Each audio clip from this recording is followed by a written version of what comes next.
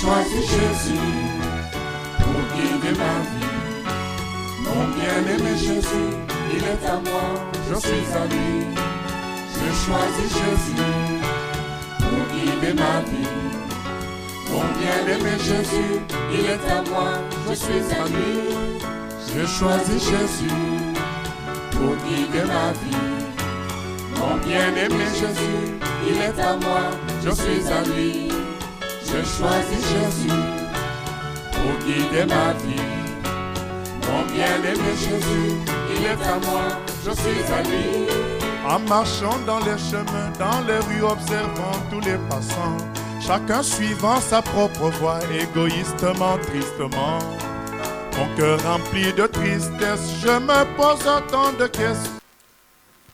Bonjour à tous et bonjour à toutes. Nous sommes contents de nous retrouver encore aujourd'hui pour glorifier Jésus, qui est le roi des rois, qui est le Seigneur des seigneurs.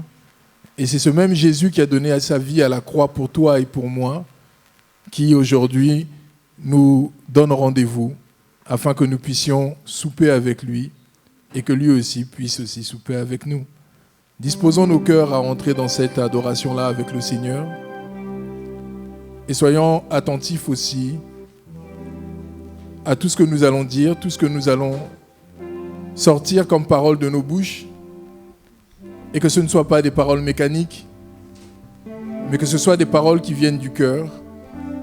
Et c'est pour cela que la Bible dit « Prépare-toi à la rencontre avec ton Dieu ». Nous allons prier afin de recommander ce temps-là entre les mains du Seigneur. Dieu de gloire, merci encore pour ta bonté et pour ta grâce. Nous te bénissons parce que tu nous as permis d'être présents physiquement et tu nous as permis aussi d'être présents même si nous sommes loin, même si nous sommes dans d'autres obligations, Seigneur. Nous avons fait ce choix-là de répondre oui à ton appel. Et nous sommes devant toi afin que tu fasses de nous ce que tu veux, Seigneur. Et toi, tu veux que nous soyons de véritables adorateurs parce que tu recherches des adorateurs qui t'adorent en esprit et en vérité. Merci, Seigneur, de nous conduire.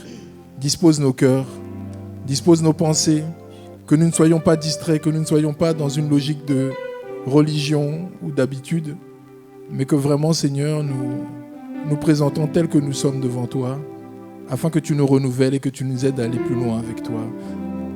Nous allons prendre le chant numéro 341 à la page 95, qui certifie ce que nous venons de dire. Ce chant dit « Seigneur, nous voici devant toi ». Et nous rajoutons pour te louer.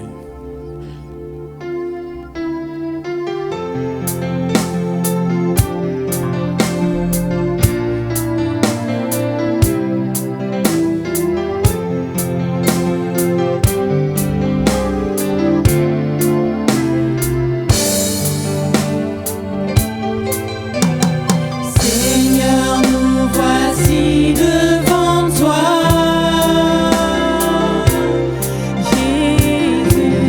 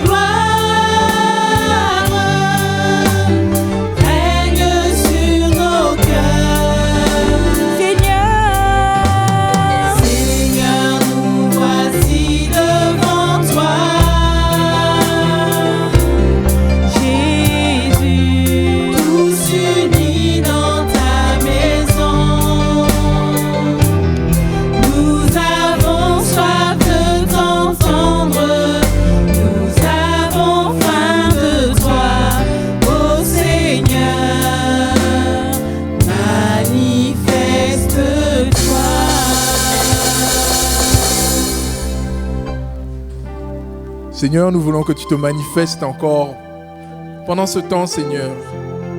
Si nos cœurs, Seigneur, étaient encore troublés, nous prions, Seigneur, que tu viennes nous restaurer, Seigneur. Et que tu viennes nous apporter ta paix, cette paix-là que le monde ne peut donner, Seigneur. Éloigne-nous, Seigneur, des pensées, éloigne-nous, Seigneur, de tout ce qui aurait pu, Seigneur, nous tracasser, nous distraire, Seigneur. Tout ce qui aurait pu, Seigneur, aussi, même nous heurter. Car c'est vrai que là où 2 ou 3 sont assemblés, tu es au milieu d'eux. Ceux qui sont assemblés en ton nom, tu es au milieu d'eux, Seigneur. Et tu dis dans Acte 1:8 que vous recevrez une puissance, le Saint-Esprit surviendra sur vous. Seigneur, tu dis dans Jean 15 que sans toi, sans moi, vous ne pouvez rien. Seigneur, tout ce que nous avons fait aujourd'hui, c'est par ta grâce, Seigneur. Si nous avons pu nous lever, c'est par ta grâce. C'est par ton souffle, Seigneur, que nous sommes debout. C'est toi qui nous donnes ce souffle chaque jour, Seigneur. Et nous te prions afin que tu nous aides aussi à réaliser cela. Afin que nous ne fassions pas les choses, Seigneur, selon notre propre volonté, mais selon ta volonté à toi, Seigneur. Merci, mon Dieu, parce que lorsque toi tu donnes une promesse, tu l'accomplis, Seigneur. Et dans Acte 2, Seigneur, il est dit qu'il y a eu un vent impétueux, là où les disciples étaient assemblés. Et que c'est là où tu as déversé le Saint-Esprit, Seigneur, sur tes disciples. Merci encore, Seigneur, de déverser ton esprit en nous, Seigneur, afin que tout ce que nous faisions, Seigneur, tout ce que nous fassions, tout ce que nous projetons, Seigneur, soit conduit par ton esprit. Et que tu sois le guide, que tu sois le vecteur de toutes choses, Seigneur. Aide-nous encore à t'être agréable, Seigneur Jésus. Merci encore pour ce temps, Seigneur. Et merci pour ce chant, Seigneur, que tu nous inspires. Nous allons prendre le chant numéro 336 à la page 94. Chant 336 à la page 94 qui dit « Saint-Esprit, il est l'heure que tu prennes ta place. »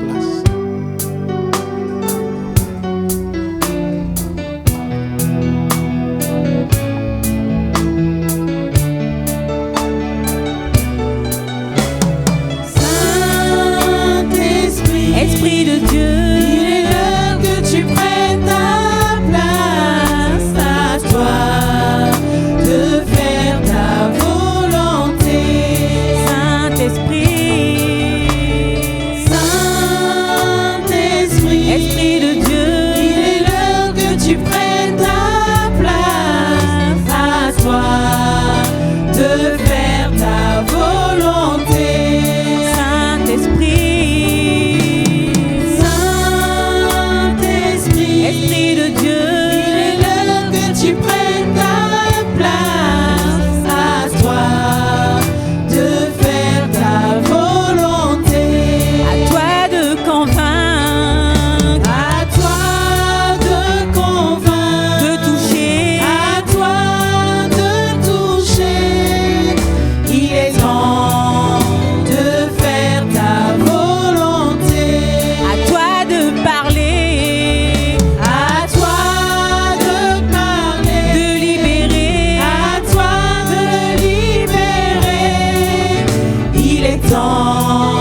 De faire ta volonté, Saint-Esprit,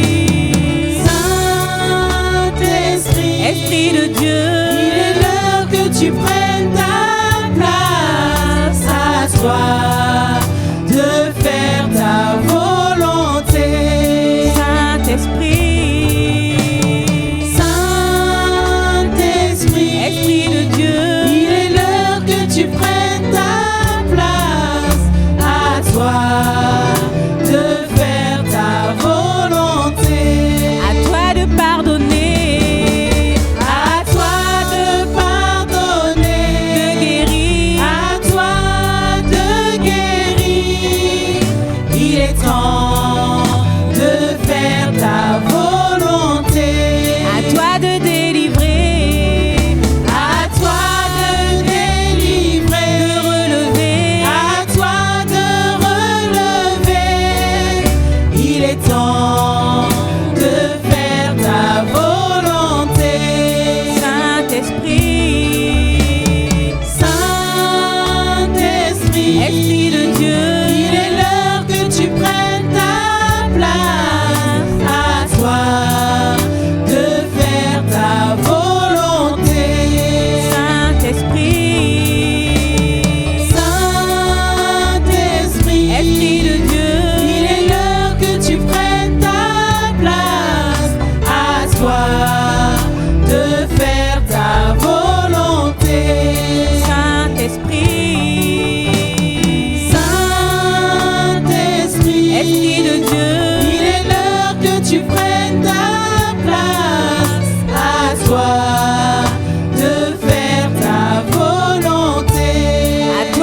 consoler, à toi de consoler, de fortifier, à toi de fortifier. Il est temps de faire ta volonté, à toi de relever, à toi de relever, de réparer, à toi de réparer. Il est temps de faire ta volonté. Saint-Esprit, Saint-Esprit, Esprit de Dieu, il est l'heure que tu prennes ta place. À toi de faire ta volonté. Saint-Esprit, Saint-Esprit, Esprit de Dieu, il est l'heure que tu prennes ta place. À toi de faire ta volonté. Saint-Esprit, Saint-Esprit, Esprit de Dieu, il est l'heure que tu prennes ta place. À toi de faire ta volonté. À toi de toucher, à toi de toucher, de relever, à toi de relever. Il est temps de faire ta volonté. À toi de convaincre, à toi de convaincre, de libérer, à toi de libérer. Il est temps de faire ta volonté. À toi de pardonner, à toi de pardonner, de restaurer, à toi de restaurer. Il est temps de faire ta volonté. À toi de guérir, à toi de guérir, de délivrer, à toi de délivrer. Il est temps de faire ta volonté. À toi de consoler, à toi de consoler, de fortifier, à toi de fortifier. Il est temps de faire ta volonté. À toi de toucher, à toi de toucher, de parler, à toi de parler. Il est temps de faire ta volonté. Il est temps de faire ta volonté. Il est temps d'agir. Il est temps de faire ta volonté. Il est temps de toucher. Il est temps de faire ta volonté. Il est temps d'agir. Il est temps de faire ta volonté. Il est temps de toucher. Il est temps de faire ta volonté.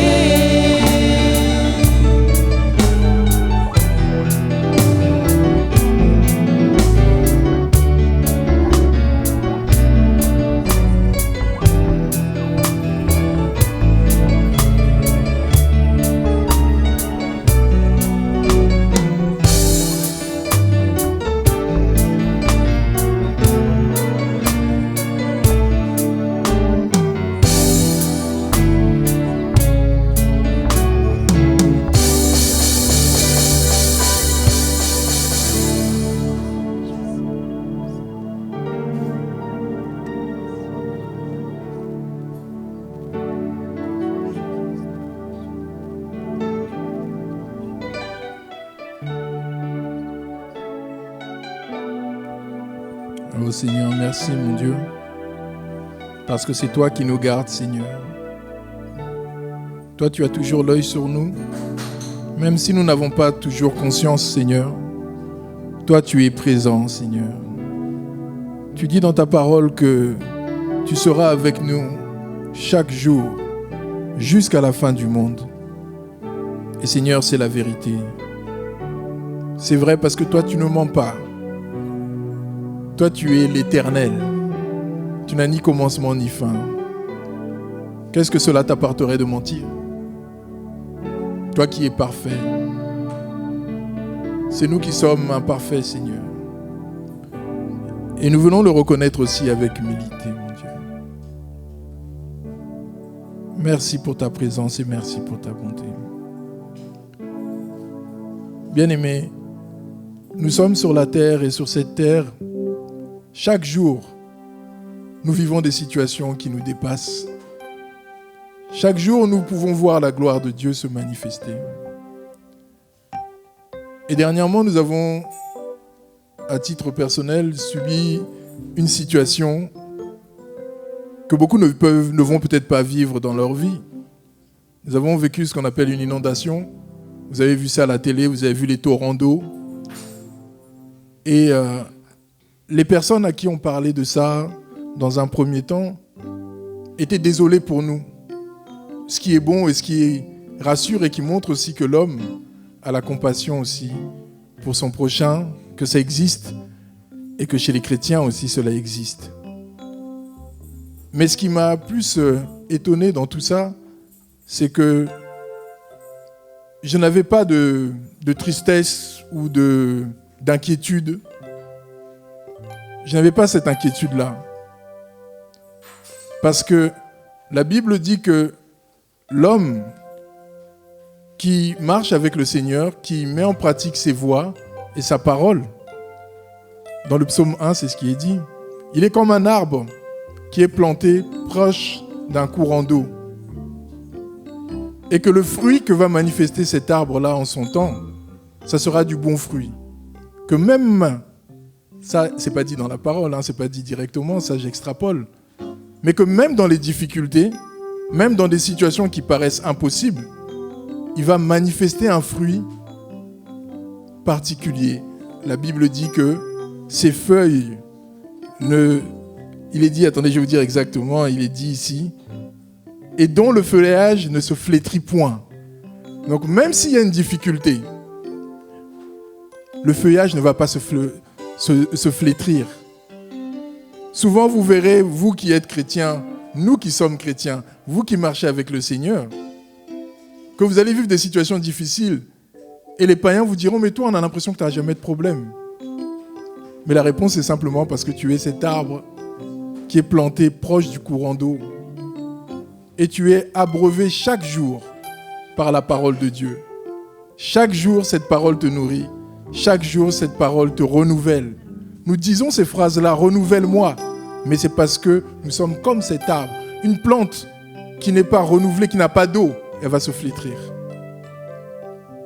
Donc, quelle que soit la situation que tu vis dans ta vie, quelle qu'elle soit, aussi impossible qu'elle puisse paraître, sache que si tu es planté proche de l'Éternel, tu vas être renouvelé. Parce qu'il est dit dans Jérémie 3, 22, « Les bontés de l'Éternel ne sont pas épuisées, elles se renouvellent chaque matin. » Soyons comme cet arbre-là, planté près du courant d'eau, de la parole de Dieu. Renouvelons-nous avec la parole de Dieu. Et si aujourd'hui tu regardes ce direct, je t'invite à venir goûter Jésus et à être planté, à te laisser même planter par lui, là où lui voudra. Et tu verras que même les circonstances de la vie, les plus difficiles qu'elles soient, le Seigneur te renouvellera et tu ne flétriras point. Nous allons prendre ce chant qui dit « Mon âme te désire chaque jour ». Chant numéro 250 à la page 70. Que notre âme désire l'Éternel chaque jour.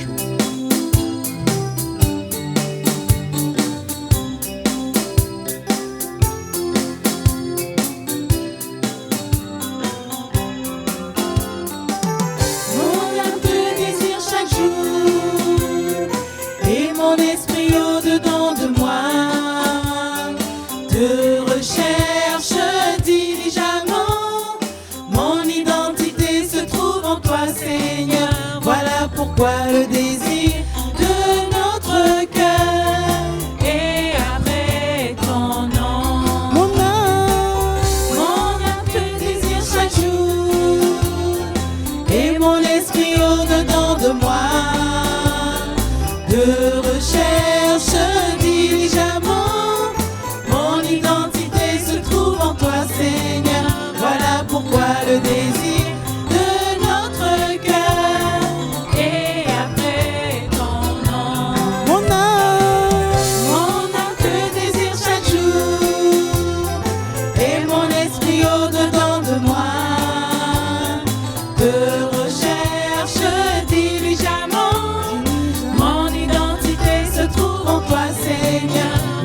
pourquoi le désir de notre cœur.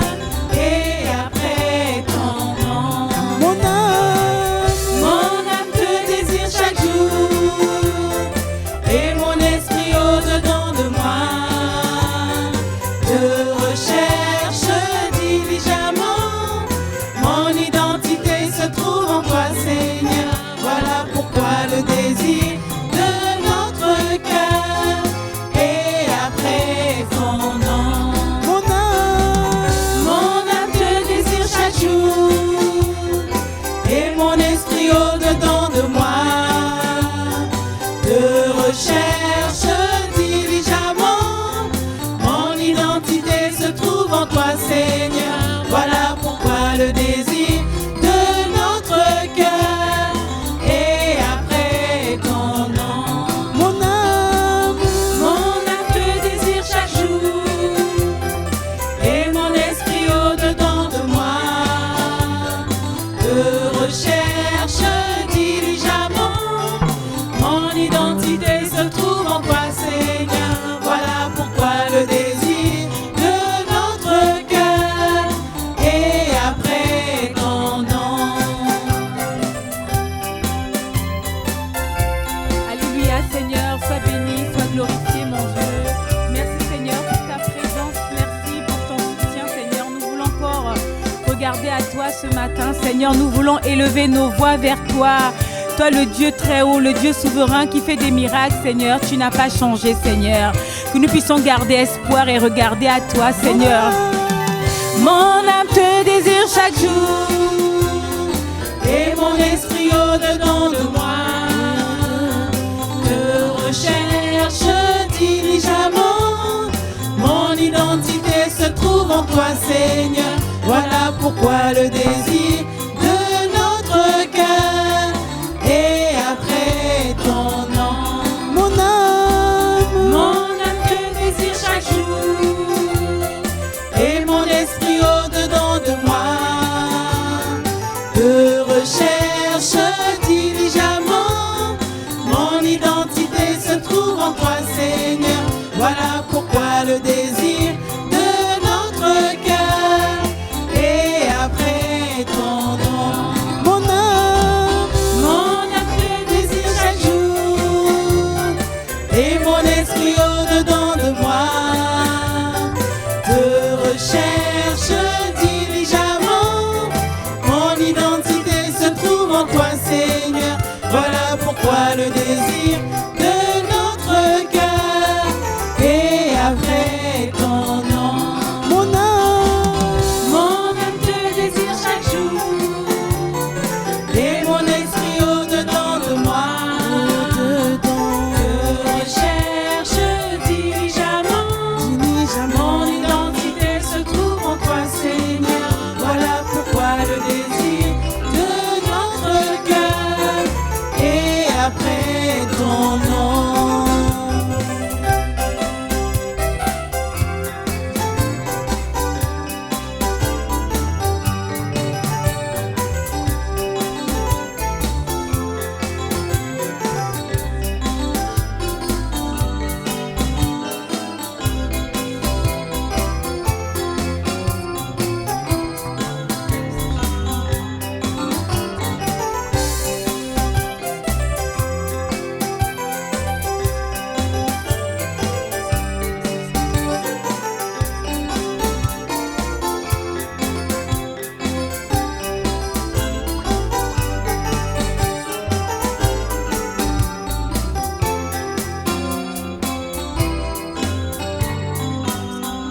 Amen, amen, amen. Amen, amen, amen. Bien-aimé, l'Éternel est vivant.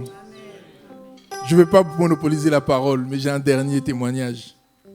Et vous savez, quand la Bible dit que quand il y avait le déluge, l'Éternel était tranquillement assis sur son trône. Parfois, on a l'impression que, ou des gens vont vous dire, oui, mais la Bible, c'est des fables, ce sont des images. Mais tout ce qui est dit dans la Bible, nous le vivons au quotidien. Et c'est ce petit témoignage-là. C'est pas très drôle, c'est même pas drôle du tout. Mais ça nous permet de glorifier Dieu. Je ne sais pas si vous avez entendu dans les informations qu'il y a une personne qui est décédée à Sotteville, qui s'est fait écraser par un bus. Je ne sais pas si vous avez entendu ça dernièrement. Bien aimé, je me suis surpris. C'est la première fois que ça m'arrive, à dire, Éternel, comment tu peux faire ça?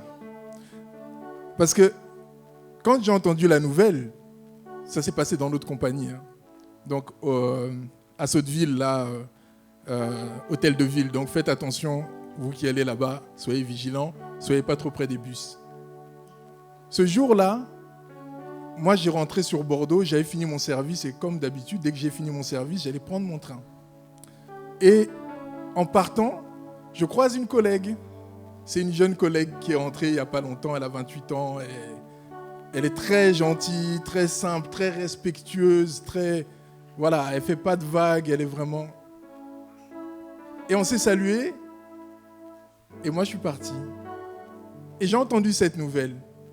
Et quand on m'a dit, au final, que c'était cette jeune fille-là qui avait écrasé la dame, bien aimée, c'est là où j'ai dit, mais pourquoi tu fais ça, Seigneur? Je me suis dit, c'est méchant ce que j'ai dit, parce que je me suis dit, j'aurais préféré que ce soit quelqu'un d'autre, parce que cette jeune fille est très gentille, elle est connue comme ça, très gentille. Là où je vous parle aujourd'hui, la même personne, elle est toujours à l'hôpital, elle n'arrive pas à s'en remettre. Elle a 28 ans, elle vient de commencer sa vie, et voilà qu'elle prend la vie de quelqu'un. Et c'est vraiment dans une situation, voilà, malencontreuse, quoi. C'est juste qu'il y a un angle mort, et puis elle n'a pas vu, la femme était venue déposer son enfant, qui était handicapé. Elle a déposé son enfant, elle est ressortie, elle a traversé le passage piéton et elle a voulu faire coucou à son fils. Donc elle est repartie derrière le bus. Et c'est en faisant coucou à son fils que la collègue ne l'a pas vu, elle l'a écrasé. Donc imaginez la scène. Donc toutes les personnes qui ont été impactées là-dedans, et l'enfant qui a roulé sur sa maman quelque part, et la conductrice qui, elle, a écrasé quelqu'un. Donc ça m'a fait très très très mal. Pendant quelques jours, on avait ça en tête, on n'arrêtait pas d'en parler. Et je me suis surpris à dire ça. Je dis, mais Seigneur, pourquoi tu as fait ça? Et la réponse, elle est simple. Même quand il y avait le déluge, l'Éternel était sur son trône. Donc c'est pour cela que lorsque nous sortons, rendons gloire à Dieu et remercions le Seigneur pour la journée. On ne sait pas ce qui peut se passer. Nous voyons sur Internet des personnes qui ont failli se faire écraser par des roues, des voitures, tout ça. Mais c'est la réalité.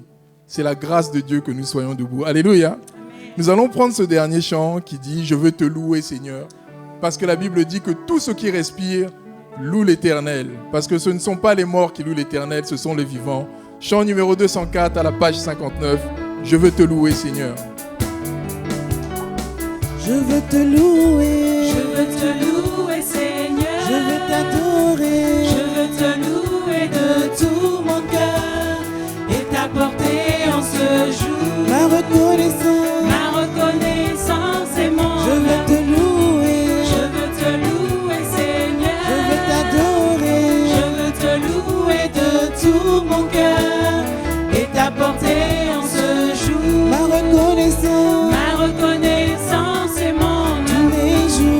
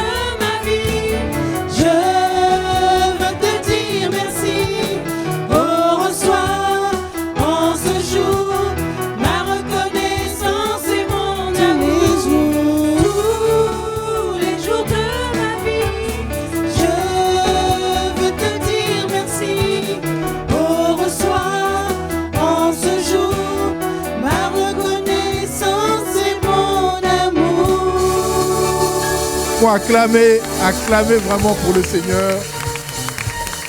Parce que c'est par sa grâce que nous avons le souffle de vie. C'est par sa grâce que nous sommes debout. Seigneur, merci encore pour ta bonté. Nous ne pouvons cesser, Seigneur, que de te glorifier parce que tu es merveilleux, Seigneur. Nous savons, Seigneur, tu connais le parcours de chacun ici. Et si nous sommes là, c'est par ta grâce. Si nous avons le souffle de vie, c'est par ta grâce. Si nous sommes encore, Seigneur, dans la recherche, Seigneur, de notre Dieu ou de marcher dans ta volonté, c'est vraiment une grâce que tu nous fais de t'avoir trouvé. Toi, tu t'es laissé, Seigneur, trouver par nous, Seigneur. Aide-nous à demeurer en toi, Seigneur. Aide-nous à ne pas repartir en arrière, mon Dieu, mais à regarder, Seigneur, la gloire à venir, ce que toi, tu as promis pour tes enfants, que nous serons un jour avec toi au ciel. Que la gloire revienne à toi seul. Nous te bénissons pour ce temps d'enseignement. Nous te bénissons pour le bien-aimé. Que tu mettes les mots dans sa bouche, Seigneur, afin que cette parole nous nourrisse et nous aide à grandir avec toi et à aller plus loin avec toi. Au nom de Jésus-Christ. Amen.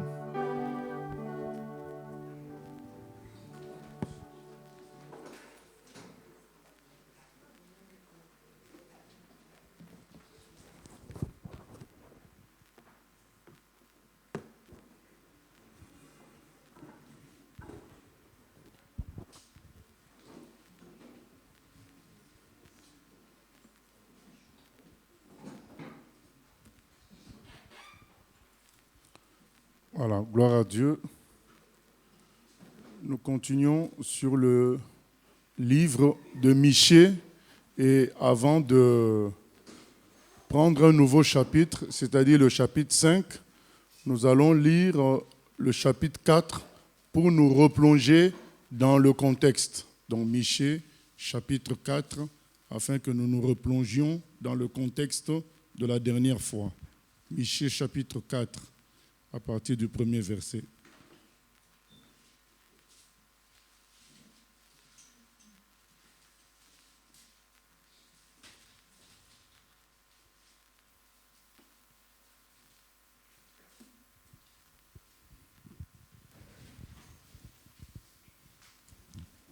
Il arrivera dans la suite des temps que la montagne de la maison de l'Éternel sera fondée sur le sommet des montagnes, qu'elle s'élèvera par-dessus les collines et que les peuples y afflueront.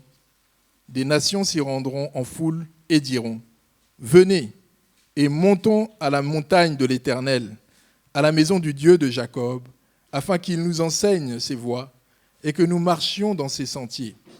Car de Sion sortira la loi et de Jérusalem la parole de l'Éternel. Il sera le juge d'un grand nombre de peuples, l'arbitre de nations puissantes lointaines. De leurs glaives, ils forgeront des hoyaux et de leurs lances des serpes. Une nation ne tirera plus l'épée contre une autre et l'on n'apprendra plus la guerre. Ils habiteront chacun sous sa vigne et sous son figuier, et il n'y aura personne pour les troubler, car la bouche de l'Éternel des armées a parlé. Tandis que tous les peuples marchent, chacun au nom de son Dieu, nous marcherons, nous, au nom de l'Éternel, notre Dieu, à toujours et à perpétuité. Voilà, donc Michée prophétise le royaume messianique, donc ce que nous on appelle le royaume de 1000 ans, qu'il arrivera un temps où Dieu régnera à partir de la montagne de Sion, à la maison du Dieu de Jacob, à la montagne de l'Éternel. C'est là qu'il régnera et toutes les nations iront là-bas pour l'adorer. Et maintenant, ça finit au verset 5 par le fait que ça soit une force pour nous, le peuple de Dieu. C'est écrit, tandis que tous les peuples marchent, chacun au nom de son Dieu, nous marcherons, nous, au nom de l'Éternel, de notre Dieu, à toujours et à perpétuité. Donc, tandis qu'aujourd'hui, chacun bosse pour son Dieu, que ce soit l'argent, que ce soit le succès, le pouvoir, tout ça, l'intelligence, la science, eh bien nous, cette prophétie sur l'avenir nous fortifie et nous aide à continuer à persévérer dans le Seigneur, même si nous pouvons nous retrouver en situation difficile. Maintenant, nous continuons, puisque vous voyez que c'est une prophétie sur la suite des temps. Ça ne s'arrête pas là, ça continue. En ce jour-là, dit l'Éternel, je recueillerai les boiteux, je rassemblerai ceux qui étaient chassés, ceux que j'avais maltraités. Des boiteux, je ferai un reste, de ceux qui étaient chassés, une nation puissante. Et l'Éternel régnera sur eux, à la montagne de Sion, dès lors et pour toujours. Et toi, tour du troupeau, colline de la fille de Sion, à toi viendra, à toi arrivera l'ancienne domination, le royaume de la fille de Jérusalem. Pourquoi maintenant pousses-tu des cris?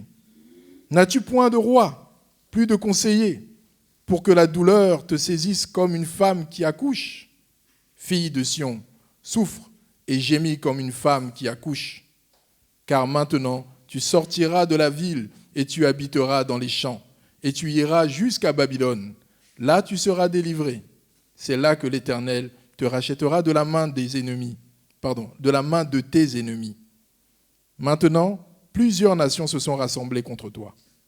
Qu'elles soient profanées, disent-elles, et que nos yeux se rassasissent dans Sion. Mais elles ne connaissent pas les pensées de l'Éternel. Elles ne comprennent pas ses desseins. Elles ignorent qu'il les a rassemblées comme des gerbes dans l'air. Fille de Sion, lève-toi et foule. Je te ferai une corne de fer et des ongles d'airain, et tu boiras des peuples nombreux. Tu consacreras leurs biens à l'Éternel, leurs richesses au Seigneur de toute la terre. Maintenant, fille de troupe, rassemble tes troupes. On nous assiège.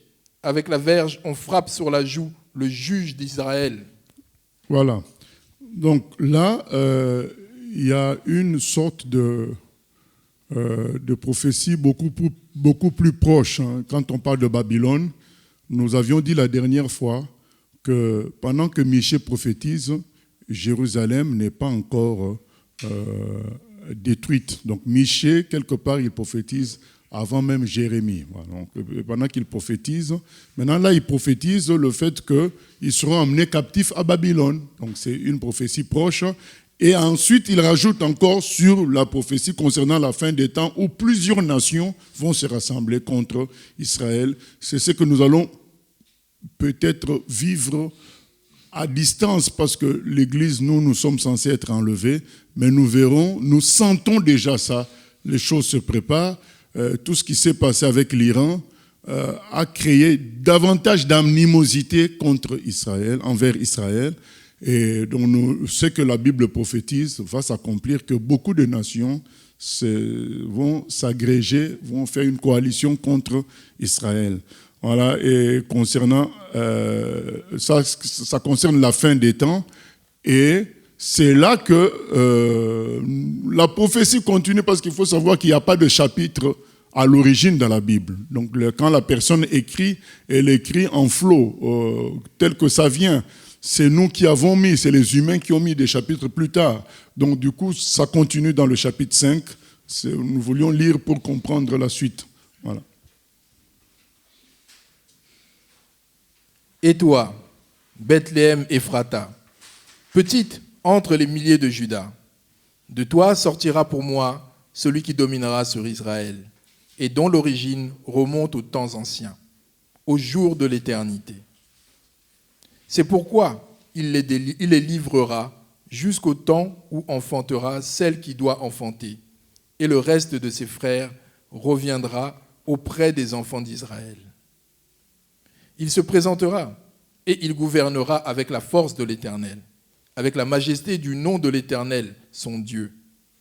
Et ils auront une demeure assurée, car il sera glorifié jusqu'aux extrémités de la terre. Voilà, là maintenant, il prédit avec précision la naissance du Messie. Donc l'endroit où il va naître, celui qui va dominer sur Israël, c'est prédit à Bethléem.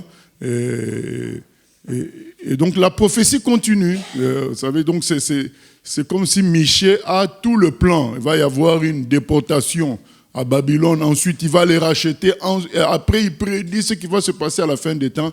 Mais entre-temps, il y aura le Messie qui sera né, qui viendra, et Michée, comme les autres prophètes, n'ont pas tout bien compris. C'est ce qui est écrit dans le livre de Pierre, qu'il contemplait ça, mais il ne saisissait pas tout, que Jésus vienne une première fois pour nous sauver et ensuite venir une deuxième fois. C'est pourquoi dans leur prophétie, il y a une forme d'insistance sur la deuxième fois, sur la délivrance finale. Donc c'est ça qu'il va prophétiser à la fin. Donc, mais nous savons qu'Ésaïe a prophétisé que Jésus viendra d'abord souffrir. Et là, Michée s'arrête sur la fin des temps, la délivrance totale. Nous voudrions voir la confirmation de ce passage dans Matthieu 2, afin d'attester de la cohérence de la Bible. Donc Matthieu chapitre 2, je crois de 1 à 5, qui montre l'accomplissement de cette prophétie. Matthieu chapitre 2. Jésus étant né à Bethléem, en Judée, au temps du roi Hérode, voici des mages d'Orient arrivèrent à Jérusalem et dirent : Où est le roi des Juifs qui vient de naître ? Car nous avons vu son étoile en Orient, et nous sommes venus pour l'adorer. Le roi Hérode, ayant appris cela, fut troublé, et tout Jérusalem avec lui. Il assembla tous les principaux sacrificateurs et les scribes du peuple, et il s'informa auprès d'eux d'où devait naître le Christ. Ils lui dirent : À Bethléem, en Judée, car voici ce qui a été écrit par le prophète. Et toi, Bethléem, terre de Juda, tu n'es certes pas la moindre entre les principales villes de Juda, car de toi sortira un chef qui paîtra Israël, mon peuple. Voilà. Donc, il y a la confirmation qui se fait là. Jésus naît à Bethléem. Et quand Hérode est en train, et les mages sont en train de chercher l'endroit exact, les responsables spirituels juifs les orientent et leur disent : mais nous connaissons l'endroit exact, c'est Bethléem, puisque voilà ce que le prophète a dit, ce que Michée a dit. Donc nous voyons que la Bible n'est pas une invention d'une personne qui a écrit un jour. C'est plusieurs personnes qui ont écrit, mais dont le récit se croise. Ça se croise, ça se confirme. Voilà. Donc d'un côté, Michée a parlé, de l'autre côté, on voit l'accomplissement dans le livre de Matthieu, et on voit la conscience des Juifs qui est que ça sera à Bethléem où le Messie va naître. Bon, aujourd'hui, ils n'en parlent pas trop, mais vous êtes, vous et moi, devant les Écritures. Nous voyons bien Michée le dire clairement que c'est à Bethléem, et la phrase est répétée telle qu'elle est dans le livre de Michée. Et toi, Bethléem, Ephrata, petite entre les milliers de Juda, de toi sortira pour moi celui qui dominera sur Israël. Et dont l'origine remonte aux temps anciens.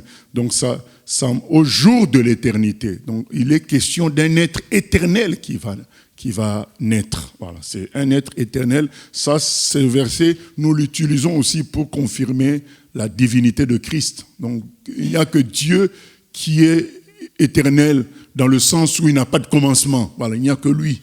Et donc, si on parle de celui dont l'origine remonte au temps d'éternité, donc il n'y a que Dieu qui a cette origine-là, et il va naître à Bethléem, confirmation.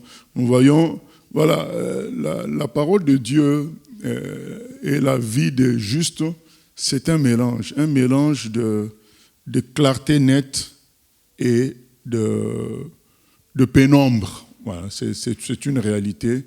Les pénombres, c'est dans les épreuves, dans les difficultés. Et la clarté nette, c'est quand il y a des confirmations comme ça, nettes. On voit une étoile qui bouge pour la naissance du Fils de Dieu, mais il naît quand même dans une étable. Voilà. Il y a comme une contradiction dans la vie des justes. Il y a une étoile qui se manifeste, une prophétie qui s'accomplit clairement, mais entre-temps, la personne naît dans une étable. Voilà, c'est comme une contradiction nécessaire pour nous maintenir, nous, les humains, dans l'humilité. Sinon, nous tomberons dans le même péché qu'Adam. Voilà, c'est cela, nous allons encore en parler dans la suite, puisqu'on va parler d'Israël. Dieu va se plaindre d'Israël. On va en profiter pour parler de nous aussi. Verset 4. C'est lui qui ramènera la paix. Lorsque l'Assyrien viendra dans notre pays et qu'il pénétrera dans nos palais, nous ferons lever contre lui 7 pasteurs et 8 princes du peuple. Ils feront avec l'épée leur pâture du pays d'Assyrie et du pays de Nimrod, au-dedans de ses portes. Il nous délivrera ainsi de l'Assyrien. Lorsqu'il viendra dans notre pays et qu'il pénétrera sur notre territoire, le reste de Jacob sera au milieu des peuples nombreux, comme une rosée qui vient de l'Éternel, comme des gouttes d'eau sur l'herbe. Elles ne comptent pas sur l'homme. Elles ne dépendent pas des enfants des hommes.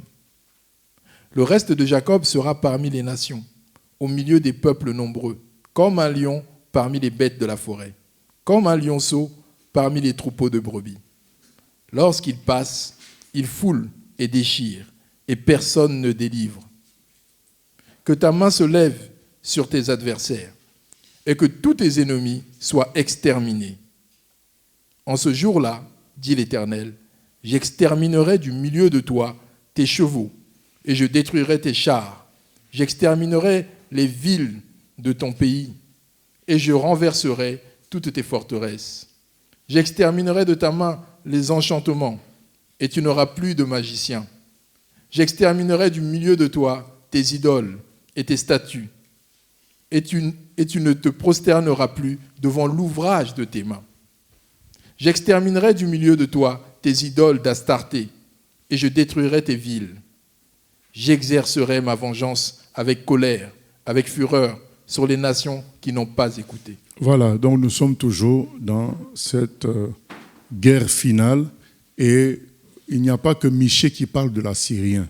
Dans Ésaïe, on parle aussi de l'Assyrien qui est censé venir détruire Israël. Il y a un Assyrien qui viendra, donc les gens pensent que c'est peut-être l'Antichrist, mais c'est ce terme-là qui est utilisé dans la Bible, l'Assyrien. Voilà, l'Assyrien. Mais l'Assyrien historique que nous connaissons, il y a Nimrod qu'on a cité là, mais il y a aussi Salmanasar, Tiglath-Pilesar qui avait détruit le royaume de Samarie. Voilà, donc on parle de l'Assyrien. Aujourd'hui, la Syrie, c'est Iran, Irak à peu près. Voilà, c'est la Syrie. Et donc c'est l'ennemi viendra par là. Le plus grand ennemi d'Israël, ce sera l'Assyrien. C'est ça qui est décrit dans la Bible.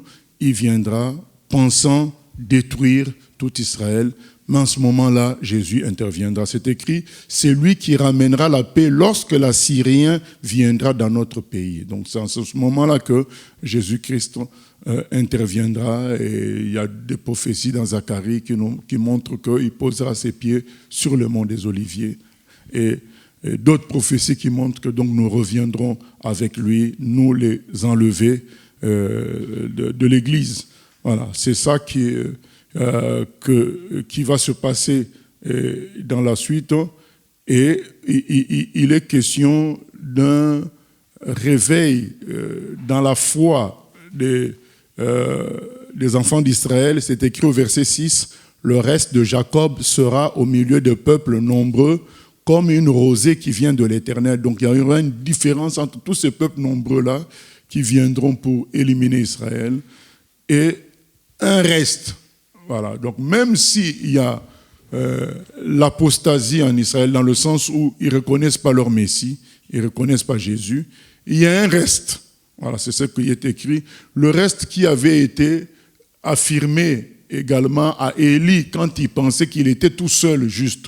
On lui a dit il y a un reste de 7000 personnes. Et ce terme de reste est utilisé régulièrement dans la Bible pour dire que même si nous voyons une masse incrédule, une masse méchante, il y a un reste qui est vrai, un reste de Dieu. Et c'est pareil pour l'Église, il y a toujours un reste, même si la masse est pourrie, mais il y a un reste qui est toujours là, de Dieu, qui fait la volonté de Dieu. Et Dieu se manifestera en utilisant ce reste-là, et qui sera comme une rosée qui vient de l'Éternel. Verset 7, le reste de Jacob sera parmi les nations, au milieu de peuples nombreux, comme un lion parmi les bêtes de la forêt, comme un lionceau parmi les troupeaux de brebis. Lorsqu'il passe, il foule et déchire et personne ne délivre. Et le prophète qui va prier Dieu en disant que ta main se lève sur tes adversaires et que tous tes ennemis soient exterminés. En ce jour-là, dit l'Éternel, j'exterminerai du milieu de toi. Donc il y aura une sanctification avant tout cela d'Israël. Donc avant que Dieu se manifeste avec puissance en faveur d'Israël, il y aura une sanctification parce qu'il s'est dit que j'exterminerai du milieu de toi tes chevaux et je détruirai tes chars. Voilà. Toute la force d'Israël, la force de l'homme sera détruite.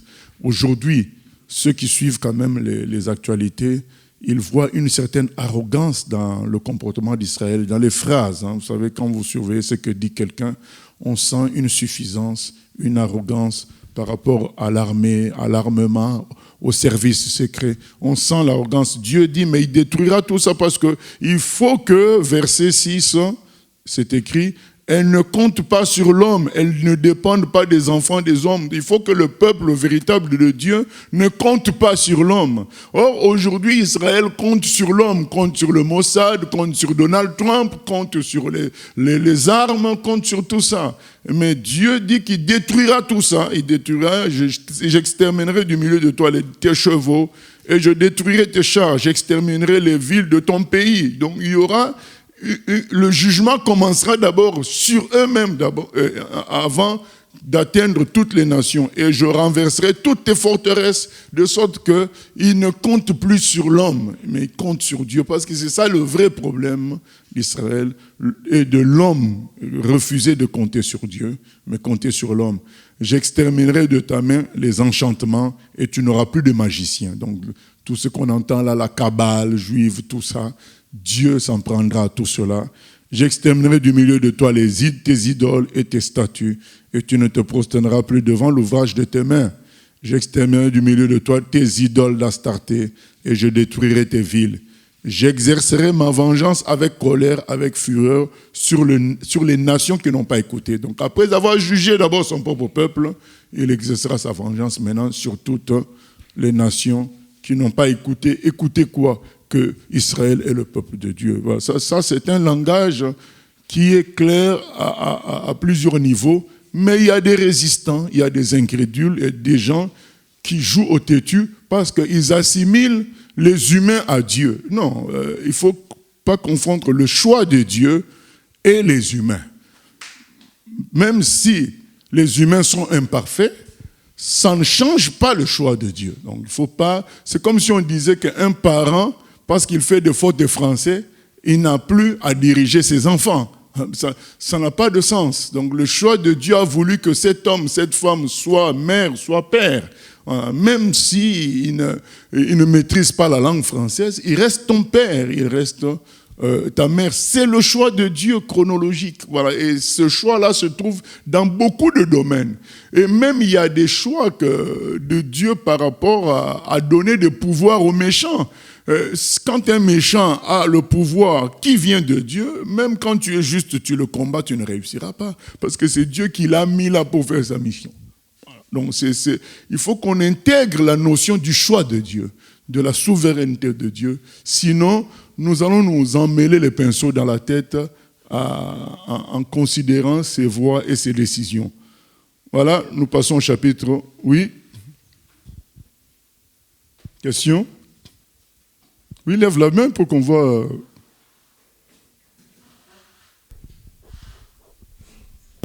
J'ai pas bien compris, c'était quoi le reste ? Le reste, c'est un petit nombre de juifs qui sont fidèles à Dieu. Voilà. Nous continuons, chapitre 6. Ah oui, question ? Oui, il y a une question Internet. Donc l'Internet veut savoir si l'Assyrien dont on parle, c'est le même qu'on parle dans Nombre 24, 23 à 24. Dans ces passages, on parle également de l'Assyrien qui a été établi par Dieu. Si c'est Dieu qui l'a établi, comment il peut en même temps être un ennemi ? Ah oui, mais c'est ce que j'ai dit en dernier, en ma dernière intervention. Dieu peut aussi mettre un méchant pour faire sa volonté, pour faire ses desseins. Donc, c'est pas... Nous avons lu, par exemple, lorsque on cherchait un prophète, on a lu ça la dernière fois, Dieu a mis l'esprit de mensonge dans les prophètes pour qu'ils prophétisent le mensonge. Donc Dieu, dans sa liberté, il peut gérer le mal également. Voilà. Donc ce n'est pas nouveau. Et deuxième question, est-ce que Michée 5.2 a un rapport avec Apocalypse 12, 4 à 5 et Apocalypse 12, 17? Est-ce qu'on peut lire ces versets-là? Apocalypse 12, 4. 12, 4 à 5 et puis Apocalypse 12, 17.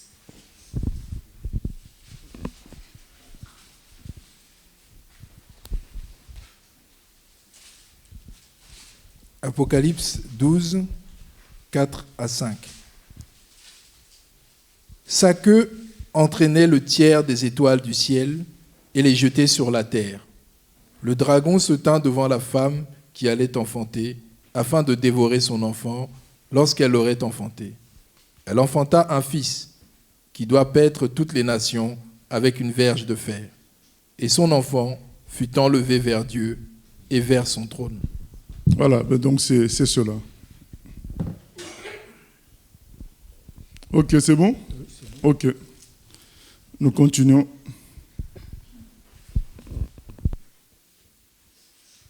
Chapitre 6. Chapitre 6. Écoutez donc ce que dit l'Éternel. Lève-toi, plaide devant les montagnes, et que les collines entendent ta voix. Écoutez, montagnes, le procès de l'Éternel, et vous, solides fondements de la terre. Car l'Éternel a un procès avec son peuple. Il veut plaider avec Israël. Mon peuple, que t'ai-je fait? En quoi t'ai-je fatigué? Réponds-moi, car je t'ai fait monter du pays d'Égypte, et je t'ai délivré de la maison de servitude. Et j'ai envoyé devant toi Moïse, Aaron et Marie. Mon peuple, rappelle-toi ce que projetait Balak, roi de Moab, et ce que lui répondit Balaam, fils de Béor, de Sittim à Gilgal, afin que tu reconnaisses les bienfaits de l'Éternel. Voilà, ce passage est un des passages les plus pathétiques. Donc, avec une grande émotion, Dieu parle et pose la question, en quoi vous ai-je fatigué? En quoi vous ai-je fatigué? Qu'est-ce que j'ai fait de mal? Voilà, c'est ça que... Écoutez donc ce que dit l'Éternel, lève-toi, plaide devant les montagnes, et que les collines entendent ta voix. Écoutez, montagne, le procès de l'Éternel, et vous, solides fondements de la terre, car l'Éternel a un procès avec son peuple. Il parle à son peuple. Il dit, mon peuple, qu'est-ce que je t'ai fait?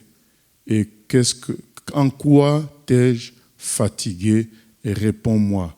Donc le mal que j'ai fait, c'est de te sortir d'Égypte, ou encore de te sauver de la main de Balak et Balaam.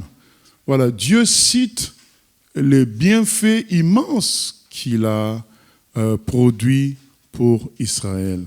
Il dit, mais en quoi je vous ai fatigué? Mais est-ce que dans le texte précédent ou autre, avons-nous entendu Israël dire, Dieu, tu me fatigues? Non, on ne le dit pas comme ça de la bouche.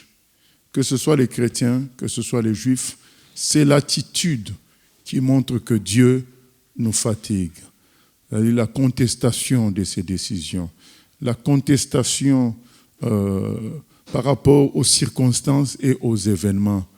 On se plaint comme si Dieu avait perdu le contrôle. C'est ça que Dieu appelle « je vous fatigue ». Au fait, nous restons parfois chrétiens, ou bien à l'époque, les Juifs, ils restaient ainsi parce que c'était ainsi. Eux, ils étaient nés dans ça. Et nous le sommes devenus, c'est devenu comme une identité. Mais Dieu ne veut pas qu'on reste chrétien dans une logique d'identité. Il veut qu'on soit chrétien vraiment dans la vérité. Dans quel sens? De croire que tout ce qui est écrit est vrai toujours. d'aimer Dieu, de vivre, de lui faire confiance. Il ne s'agit pas juste d'avoir une étiquette de chrétien, mais il faut vraiment vivre la joie d'un enfant de Dieu, la paix d'un enfant de Dieu. Il faut vivre tout cela. Mais la réalité n'est pas celle-là. Et d'ailleurs, les gens comme nous sommes très bien placés pour voir que la réalité n'est pas celle-là, à entendre les plaintes des chrétiens quand ils nous parlent. Donc on sent bien que Dieu les fatigue. Ils estiment qu'il y a beaucoup de contradictions entre ce qu'ils vivent et ce que la Bible dit. Et ils vont l'exprimer d'une manière ou d'une autre. Ils vont parfois prendre des raccourcis pour réussir quelque chose, parce qu'en réalité, Dieu les fatigue. Ils vont résister à l'appel de Dieu, parce qu'en réalité, l'appel de Dieu les fatigue. Ils vont trouver que le véritable appel de Dieu, quand quelqu'un le pratique, il exagère. C'est-à-dire que Dieu les fatigue. Ils ne comprennent pas Dieu. Ils sont dérangés par Dieu. C'est ça la réalité. Il dit, mais qu'est-ce que je fais?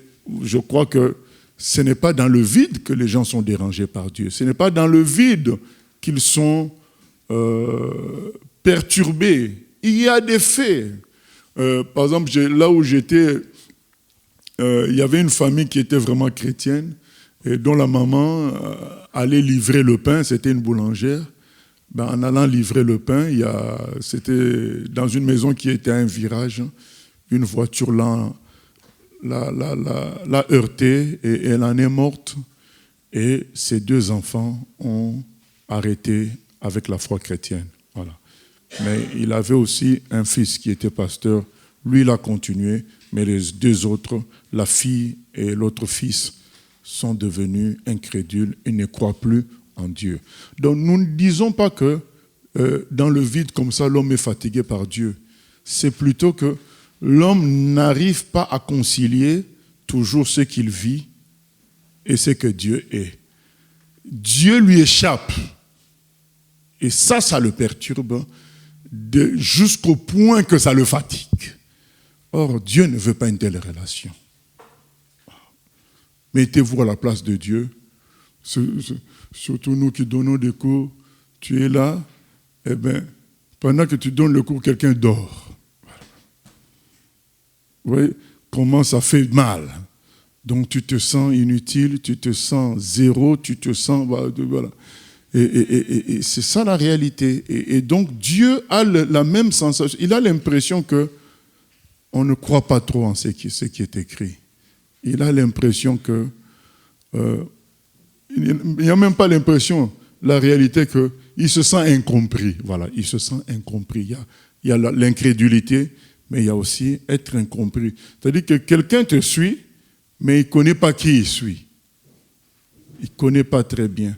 Et ça crée des incompréhensions tout le temps. Mais quelle communion on peut avoir avec quelqu'un s'il y a des incompréhensions tout le temps? C'est très, très difficile. Et c'est ça un de nos messages principaux d'aujourd'hui.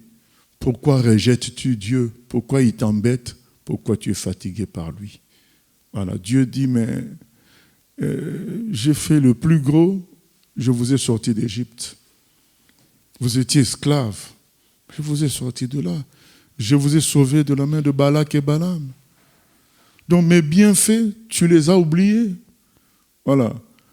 Bien-aimés, nous sommes d'accord que Job 7 même le dit, verset 1, la vie d'un homme sur terre est une vie de mercenaire. Donc c'est une vie de soldat. Mais notre consolation, c'est quoi? Notre consolation, ce sont nos prédécesseurs. Jésus a vécu la croix. Jésus a dit qu'il n'avait pas d'endroit où dormir. C'est ça notre consolation. Lisons le frère Paul.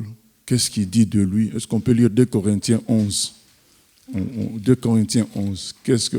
Je pense que chacun de nous sait qui était Paul. Voilà. Combien il ne s'est même pas marié pour pouvoir servir à 100% le Seigneur. Donc on connaît qui était Paul. Qu'est-ce qu'il a fait comme travail pour glorifier le Seigneur. Voilà. Dans 2 Corinthiens 11, il parle de ses souffrances à partir du verset 20.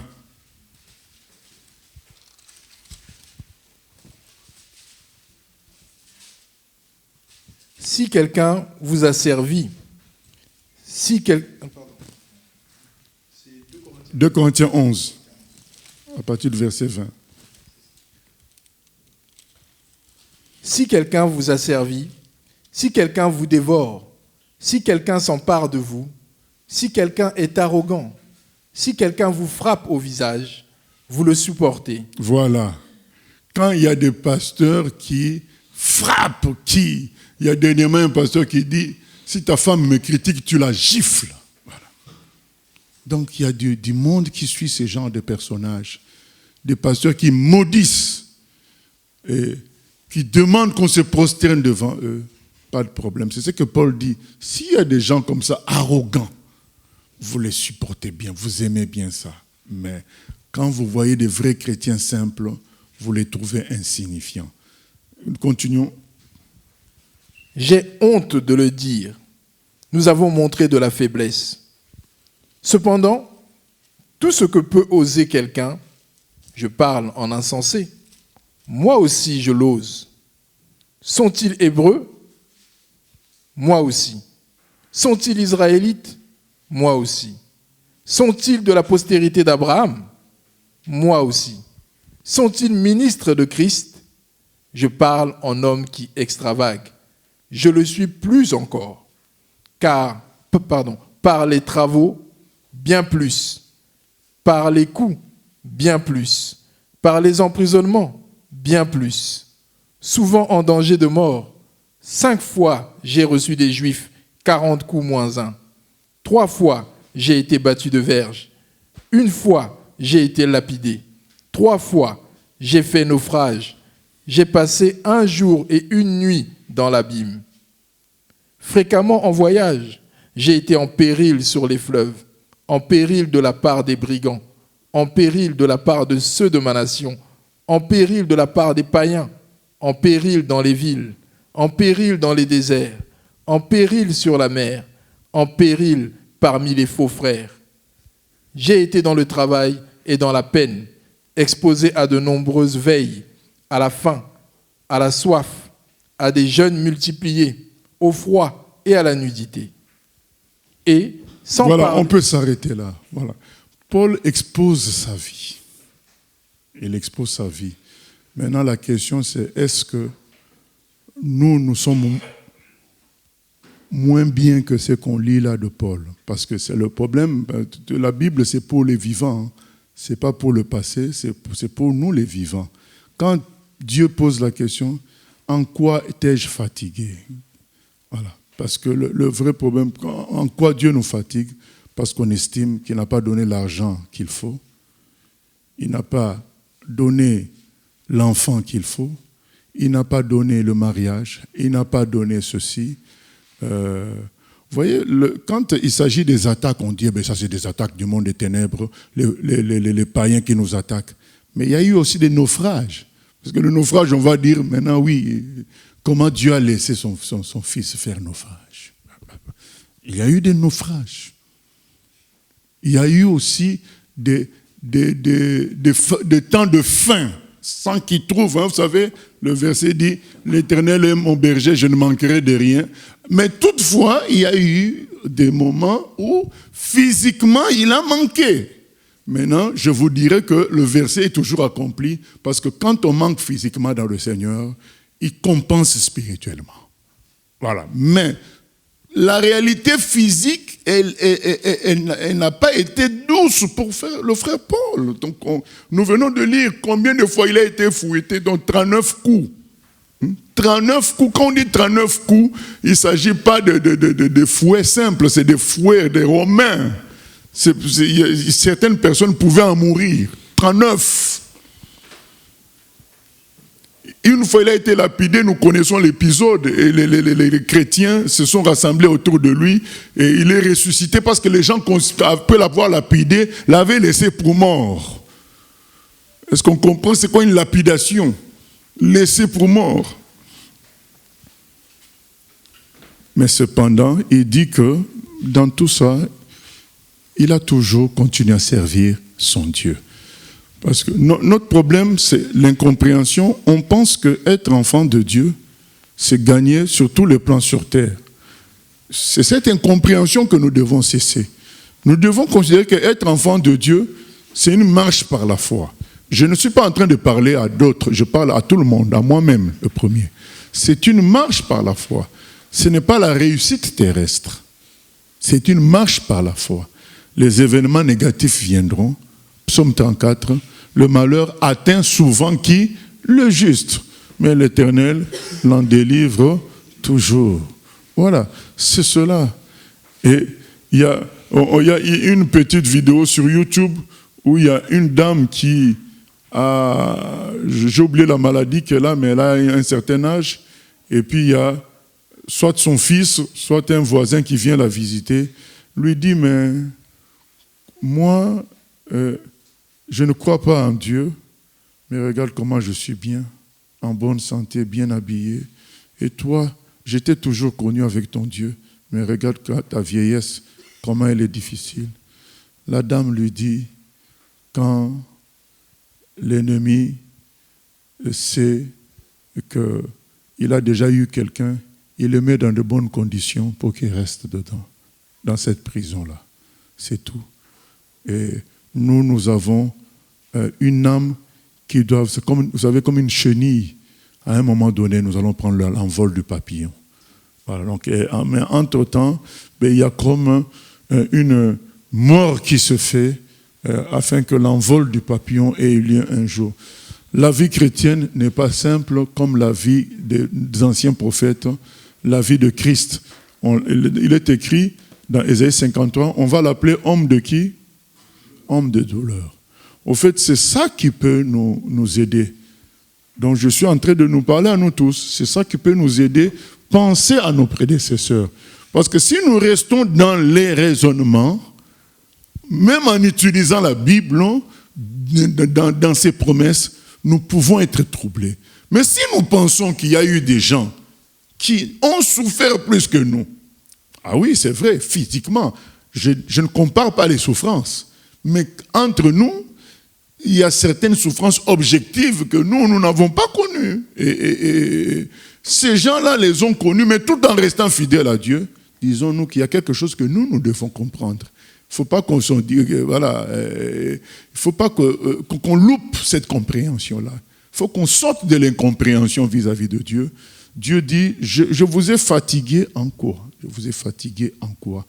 Et puis, pour clôturer cette partie, je voudrais dire que nous ne regardons que ce que Dieu ne nous a pas donné ou qu'il ne nous a pas, voilà, les biens que nous attendons que nous n'avons pas reçus. Mais est-ce que nous pouvons aussi faire un effort pour saisir ce dont il nous a préservés? Est-ce que vous avez déjà regardé, contemplé quelqu'un qui est esclave de la cocaïne? Est-ce que vous avez déjà observé sa vie?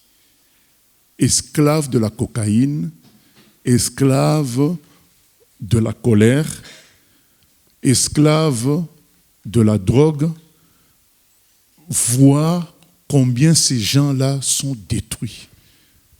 Il faudrait regarder à tout ce dont Dieu nous préserve. Là, on peut aussi être fortifié comme cela. Mais rester que sur ce qui nous manque est une erreur. Nous devrions regarder aussi à ce dont nous sommes préservés comme déchéance, comme conception. Vous voyez, bien-aimé, rien que croire en quelqu'un comme Mohamed, c'est grave. Donc quelqu'un qui a passé son temps à tuer, qui a épousé une fille de 6 ans. Mais il y a des gens qui croient en lui. Rien que ça. Et que toi, tu crois dans la vérité de Fils de Dieu, c'est un privilège extraordinaire. Mais on oublie tous ces détails-là. Il y a des gens qui préparent, qui font une bonne nourriture et la nuit, ils vont déposer au cimetière devant la tombe d'un ancêtre. Et quand la nuit est encore plus forte, il y a des bandits qui viennent manger ça tranquillement. Ces bandits-là, eux, ils croient que tout ça, c'est de la mascarade. Ils mangent ça. Mais il y a des gens, eux, ils ont fait tous ces efforts-là. Mais toi, tu n'as pas cette conception-là. Tu sais qu'un mort est mort. Tu es élevé spirituellement. Nous sommes élevés. Le fait de comprendre, c'est ce que Paul dit, mais quand le jour où Paul, on va envoyer une pensée du jour dans ce sens, quand Paul... il guérit un paralytique, les gens veulent l'adorer avec Barnabas. Paul déchire les vêtements. Il dit, mais c'est n'importe quoi ce que vous voulez faire. Nous adorer, nous regarder notre corps, on est comme vous. Il a déchiré les vêtements pour montrer que son corps est comme leur corps. Je suis un humain. Ces conceptions-là d'adorer les humains, ce sont des abominations. Il leur explique, il dit, mais comment pensez-vous que Dieu qui a fait les cieux et la terre soit comme quelqu'un comme moi? C'est une erreur grave dans laquelle vous êtes. Et Dieu nous a envoyés pour vous sortir de cette erreur-là. Donc nous sommes élevés spirituellement. Le fait de croire que Dieu est invisible et il est plus grand que l'univers, c'est une élévation spirituelle que beaucoup n'ont pas. C'est une grâce de savoir que Jésus-Christ est le Fils de Dieu et qu'il est le sauveur de l'humanité. C'est une grâce de croire en lui. Mais devant les difficultés de la terre, nous oublions tout ça. Et il y a comme une incompréhension vis-à-vis de Dieu. Vraiment que Dieu nous aide à sortir de cette incompréhension-là. Revenons à la vraie doctrine. Et si c'est un peu plus dur pour nous, prenons l'exemple de nos prédécesseurs. Donc les Paul. Vous savez que Jean, on l'a plongé dans une marmite d'huile bouillante, l'apôtre Jean. Dans le livre d'Apocalypse, dans l'église de Pergame, vous entendez parler d'un certain Antipas. Jésus l'appelle mon témoin fidèle. Vous savez comment Antipas est mort? Ils avaient une sorte de statue de leur Dieu en forme de veau. Et ils ont mis Antipas à l'intérieur et ils l'ont brûlé. De sorte que quand il criait de douleur, ça faisait comme si ce veau-là, ce Dieu-là se manifestait. Mais où était Jésus pour protéger Antipas? Où était-il? Il est mort comme ça. Et Jésus l'appelle mon témoin fidèle. Tout ça doit nous enseigner sur la vie chrétienne. La vie chrétienne est une vie de foi. Ce n'est pas une vie de réussite matérielle terrestre. C'est ça. Donc, nous devons sortir de notre incompréhension. Je dis de notre, moi dedans. Nous devons sortir de notre incompréhension, bien nous installer sur la vraie compréhension. Hébreux 10, 38, le juste vivra par la foi. C'est là. Ce n'est pas le compte bancaire rempli, mais c'est la foi qui va acheter le billet d'avion. C'est la foi qui va payer la contravention. C'est la foi qui va payer le loyer. C'est la foi. Changeons, comme on dit en français, de paradigme. Revenons à la vraie doctrine chrétienne qui est que le juste vivra par la foi et non pas par ce qu'il voit par ses yeux. C'est ça la réalité qui crée cette incompréhension, qui crée l'incrédulité au point que Dieu a mal. Et il se plaint, il dit, mais qu'est-ce que je vous ai fait de mal? Vous ne voyez pas tout ce dont je vous ai préservé. Tout ce dont je vous ai préservé. Vous ne voyez pas tout cela. Le fait que vous voyez clair par rapport aux choses spirituelles, c'est une grâce infinie, extraordinaire. Jésus, quand à un moment donné, il a dit, les rois de ce monde auraient bien voulu comprendre ce que ces apôtres comprennent.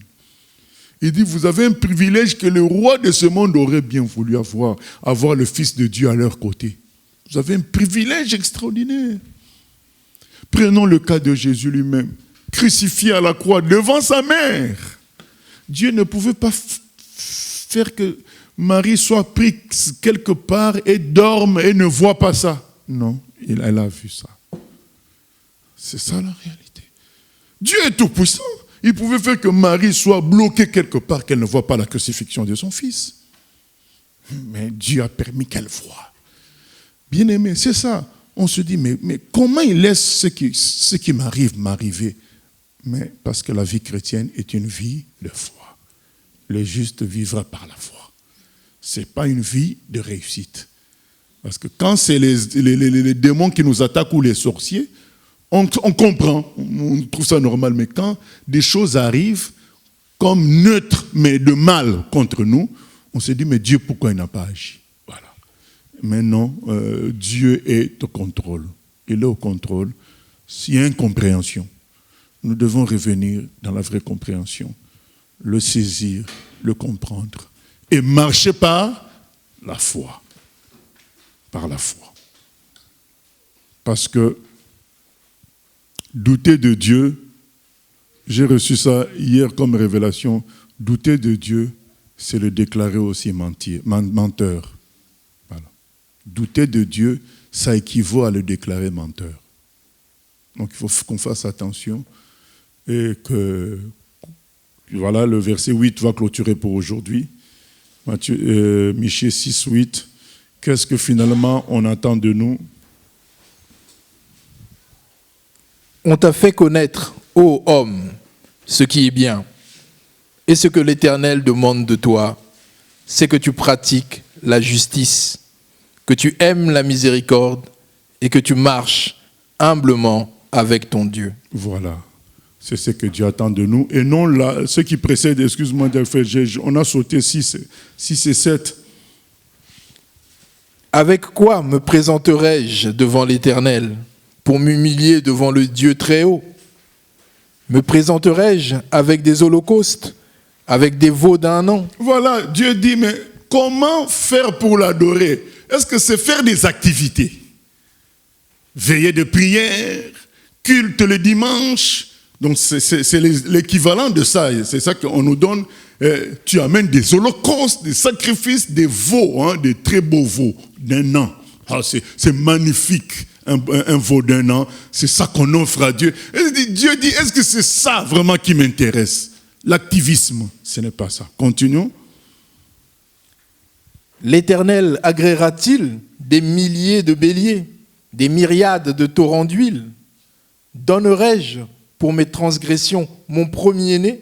Voilà, est-ce que tout ça, ça va plaire à Dieu de torrents d'huile, de milliers de béliers? Est-ce que c'est ça vraiment qui l'intéresse? Continuons. Pour le péché de mon âme, le fruit de mes entrailles. On t'a fait connaître, ô homme, ce qui est bien. Et ce que l'Éternel demande de toi, c'est que tu pratiques la justice, que tu aimes la miséricorde et que tu marches humblement avec ton Dieu. Voilà, humblement devant ton Dieu. Qu'est-ce que ça veut dire, marcher humblement devant Dieu? Sans trop bien comprendre, avoir une devise. Dieu ne se trompe pas. Donc c'est ça, marcher humblement devant Dieu. Parce qu'il nous a donné la capacité de réfléchir. Et cette capacité-là nous trompe souvent en pensant que Dieu se trompe. On ne le dit pas de la bouche, mais on le vit. Par nos réactions, on le déclare se tromper lui. Voilà, par notre attitude. Il dit, ce qui me plaît, ce ne sont pas les activités. Tu peux faire toutes sortes d'activités, c'est pas ça. Ce qui m'intéresse, c'est que tu crois en moi. Que tu crois que je suis vrai et c'est ça qu'il faut imiter. Ce qui m'intéresse, c'est que tu sois humble devant moi, que tu me craignes et que tu me suives comme un enfant. C'est ça qui intéresse Dieu. Ce ne sont pas la multitude d'activités, tu vas faire ceci, tu vas faire cela. Maintenant, au moment où Dieu te dit, lève-toi et marche, tu dis non. Mais c'est pas... Donc, quand tu as fallu faire des sacrifices, tu as fait. Et nous connaissons un Samuel 15, 22, 23 qui dit, l'obéissance vaut mieux que les sacrifices. Maintenant, quand Dieu va te dire, abandonne telle chose, tu dis non. Mais quand il s'agit de faire des activités que tu considères comme étant des activités qui t'approchent de Dieu, toi, ça tu le fais. Mais quand lui te dit maintenant je veux prendre ton enfant, tu dis non. Quand il te dit je veux prendre ta vie, Ézéchias a dit non. Mais finalement, la vie là, ça appartient à qui? Quand on parle d'incompréhension, c'est ça aussi. Quand ces deux enfants-là ont abandonné Dieu parce que leur maman est morte, finalement, cette maman-là est à qui? À eux ou bien à Dieu? Ça, c'est de l'incompréhension. Quelque part, quand on se fâche autant, on est en train de dire quoi? Que cette maman-là nous appartenait. Toi, quel jour tu as créé ta maman à toi? C'est la personne au moins dont tu es sûr que toi, tu n'as pas créé parce que c'est elle qui t'a enfanté. Donc, cette maman-là, c'est à Dieu ou à toi? Maintenant, si Dieu reprend ce qui est à lui, pourquoi toi, tu t'énerves? C'est ça que je veux dire par incompréhension. On s'en mêle les pinceaux finalement. On a oublié que nous étions à lui. Nous sommes à lui. C'est ce que le frère Paul explique dans d'autres passages. Il dit soit que nous vivions, soit que nous mourons, nous sommes à Dieu. C'est ça qui compte, c'est être à Dieu. Quand on dit l'Éternel a donné, il a repris, les gens, c'est devenu une phrase, une sorte de répétition comme ça, vide, creuse. Non, c'est vrai, c'est lui qui a créé mon père, c'est lui qui a créé mon fils. S'il reprend, après tout, voilà, nous sommes pas en train de dire que nous devons devenir des pierres insensibles. Non, nous voulons juste que l'incompréhension soit levée. Après tout, ma maison est à Dieu. Après tout, ma voiture, elle est à Dieu. Après tout, puisque c'est lui qui est la source de tout. Après tout, mes enfants sont à Dieu parce que c'est lui qui les a produits. Parce que moi, je n'ai pas la capacité de produire des êtres vivants. Voilà. C'est ça que nous voulons. Nous voulons que l'incompréhension soit levée qu'à nouveau notre communion avec Dieu passe. Parce que beaucoup sont fatigués de Dieu. Voilà. Donc il faut que cette fatigue s'en aille et à nouveau qu'on retrouve le sourire dans ton visage, la joie dans ton visage, parce que tu crois que Dieu est là. Voilà. Au nom de Jésus, amen. Dieu est là. Dieu est là. Dieu est là pour te bénir. Dieu est là. Dieu est là pour secourir, te consoler, te guérir. Si tu crois en sa parole, Dieu est là. Dieu est là. Dieu est là.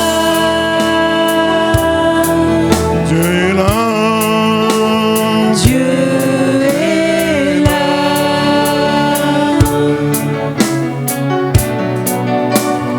Dieu est là pour te bénir.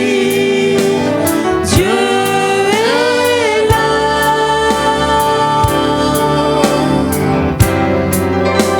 Dieu est là pour secourir, te consoler, te guérir. Si tu crois en sa parole, Dieu est là. En son temps. En son temps.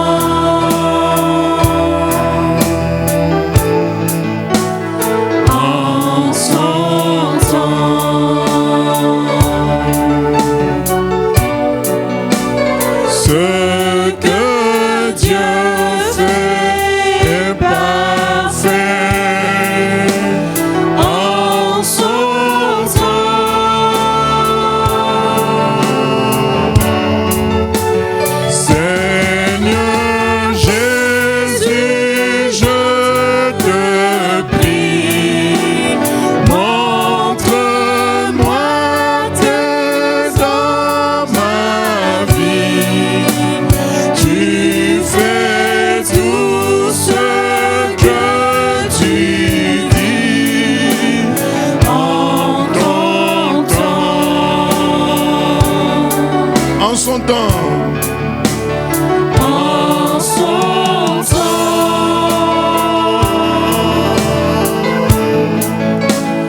En son temps.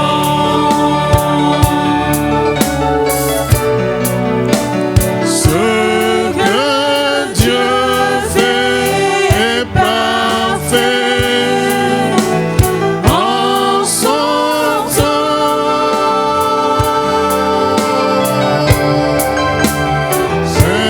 Seigneur Jésus, je te prie, montre-moi tes œuvres, ma vie.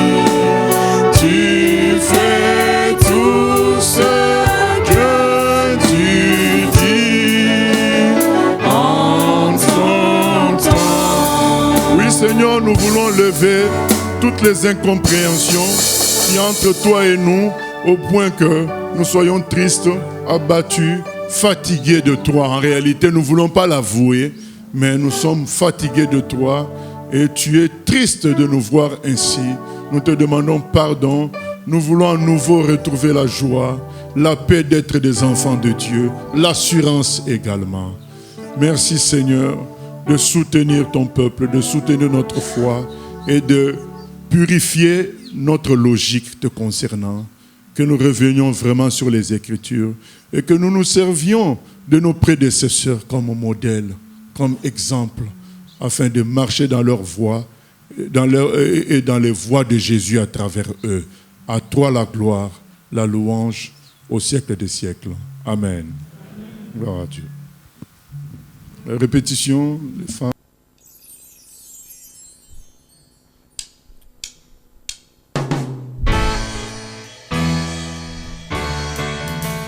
J'ai choisi Jésus pour guider ma vie. Mon bien-aimé Jésus, il est à moi, je suis à lui. J'ai choisi Jésus pour guider ma vie.